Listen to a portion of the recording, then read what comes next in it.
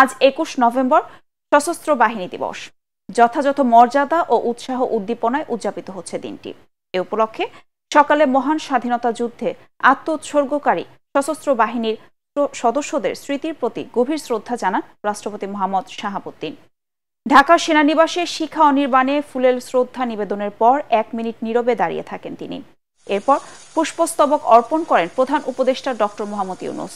শ্রদ্ধা নিবেদন শেষে সেখানে রাখা দর্শনার্থী বইয়ে সই করেন তিনি। এর আগে প্রধান উপদেষ্টা ডক্টর ইউনূস শিখা অনির্বাণে পৌঁছালে তাকে অভ্যর্থনা জানান ৩ বাহিনীর প্রধানরা। পরে সেনাবাহিনী প্রধান জেনারেল ওয়াকারুজ্জামান, নৌবাহিনী প্রধান অ্যাডমিরাল মোহাম্মদ নাজমুল হাসান এবং বিমান বাহিনী প্রধান air chief marshal Hasan Mahmud Khan নিজ নিজ বাহিনীর পক্ষ থেকে শিখা অনির্বাণে পুষ্পস্তবক অর্পণ করেন। এক সময় সেখানে কিছুক্ষণ নীরবে দাঁড়িয়ে থাকেন তারা। দোয়া করেন সশস্ত্র বাহিনীর শহীদদের জন্য।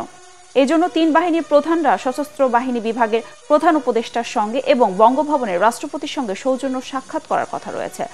সশস্ত্র বাহিনী দিবস উপলক্ষে প্রধান উপদেষ্টা ঢাকা সেনানিবাসে খেতাবপ্রাপ্ত বীর মুক্তিযোদ্ধা ও উত্তরাধিকারীদের সংবর্ধনা দেবেন।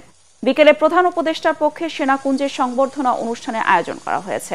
এতে যোগ দেবেন প্রধান বিচারপতি, সাবেক রাষ্ট্রপতি, বাংলাদেশে নিযুক্ত বিদেশি রাষ্ট্রদূত, আন্তর্জাতিক সংস্থার প্রধান, বিচারপতি, মন্ত্রিপরিষদ বিভাগের সচিব, ৩ বাহিনীর সাবেক প্রধান, সাবেক সামরিক কর্মকর্তা, স্বাধীনতা পুরস্কার ও ২১ পদকপ্রাপ্ত ব্যক্তি, সাংবাদিক, শিক্ষাবিদ, রাজনৈতিক ও বিশিষ্ট ব্যক্তি, বৈষম্য বিরোধী ছাত্র আন্দোলনের সমন্বয়ক, স্বাধীনতা যুদ্ধের সব বীরশ্রেষ্ঠের উত্তরাধিকারী, উচ্চপদস্থ বেসামরিক কর্মকর্তা এবং ৩ বাহিনীর কর্মরত ও অবসরপ্রাপ্ত কর্মকর্তা।